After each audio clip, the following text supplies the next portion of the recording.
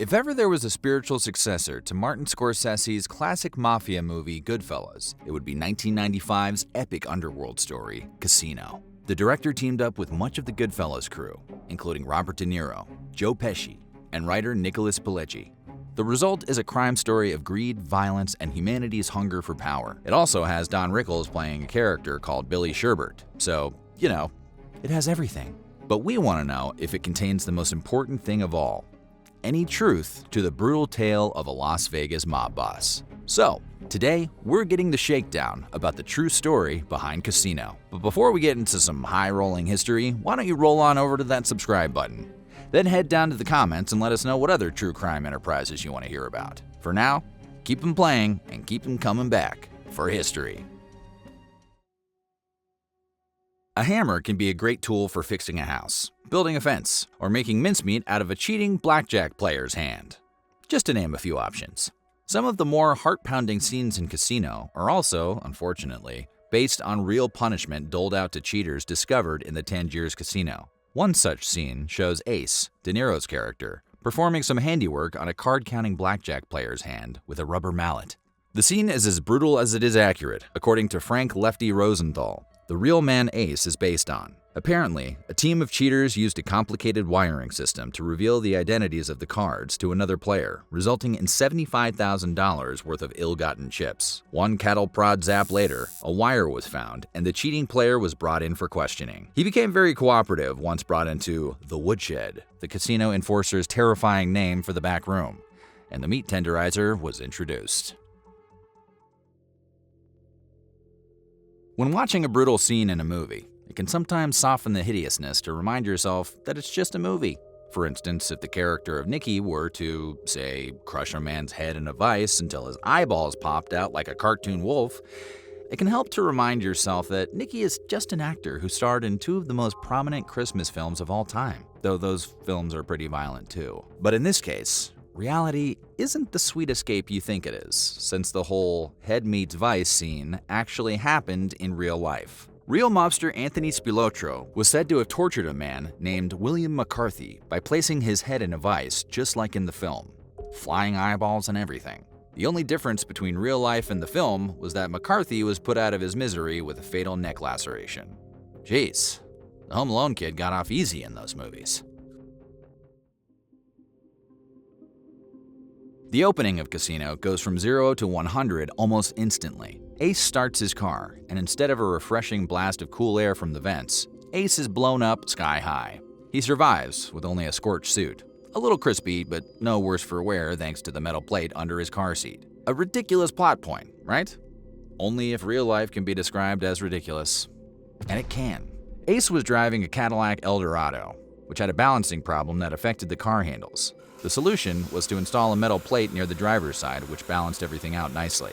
So on October 4th, 1982, when Lefty Rosenthal started his car, he was largely shielded from the subsequent fireworks show by an open door and a strategically placed metal plate. Bystanders who heard the explosion said it sounded like a train came crashing down, with Lefty Rosenthal's car shooting into the air in a gigantic fireball. We've said it before and we'll say it again. Thanks, metal! One of the harder-to-watch scenes of Scorsese's film depicts the final curtain for Nicky Santoro and his brother Dominic, played by Philip Suriano.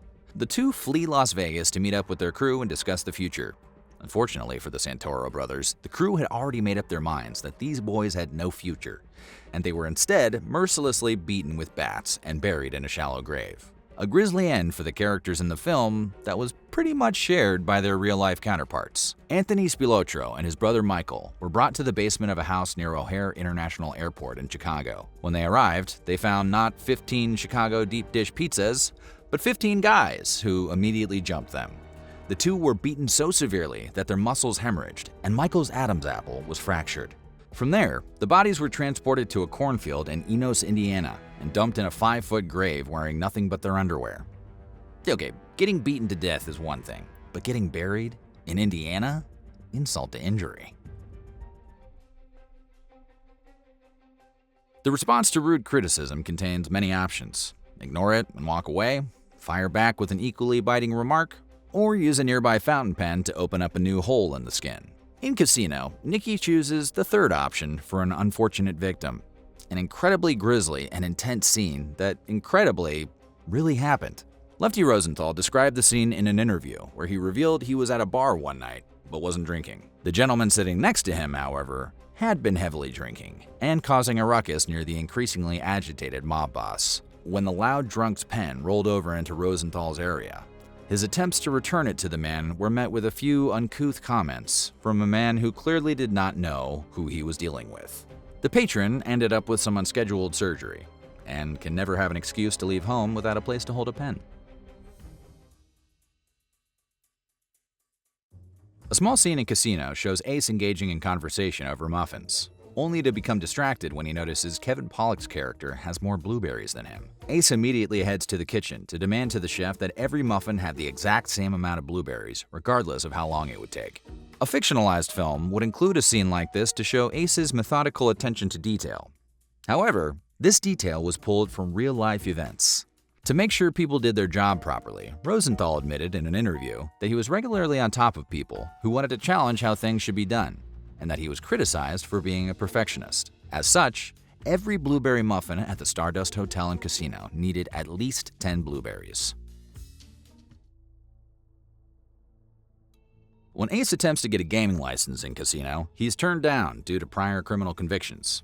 This proves to be only a small speed bump, as the Tangiers Casino ends up running unlicensed for the mob anyway. However foolish you have to be to run a casino without a gaming license is nothing compared to Lefty Rosenthal, whose real story is even crazier. 4 times as crazy, to be exact.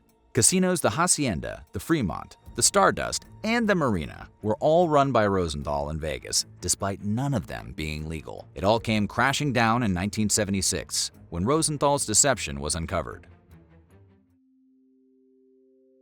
The film's romance between Ace and Ginger, played by an Oscar-nominated Sharon Stone, mirrors that of Lefty Rosenthal and his wife Jerry.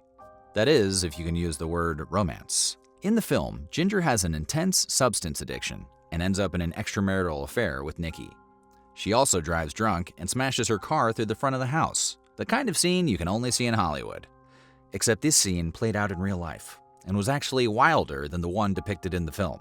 On September 8, 1980, Jerry Rosenthal arrived home in her car around 9 a.m., where she slammed into the side over and over, like the slowest, largest jackhammer you've ever seen.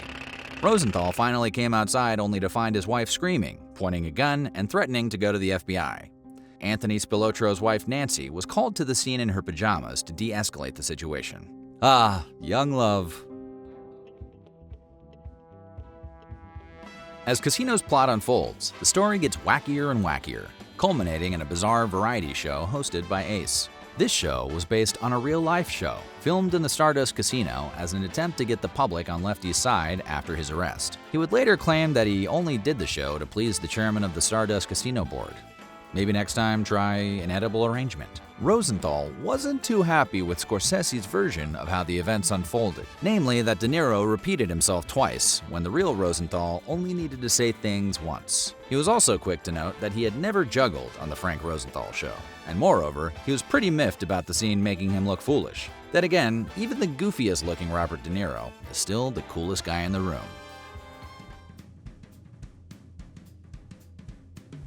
Scorsese's film shows the process of the mafia taking over Las Vegas, which is pretty much how it all went down in real life. In the movie, the Chicago Mafia pays a bunch of Teamsters to provide Philip Green, played by Kevin Pollak, the scratch needed to purchase the casino. While it was understood that Green was the legally friendly frontman of the agreement, Ace actually ran the business. As for the real-life version, that's about the long and short of how it happened.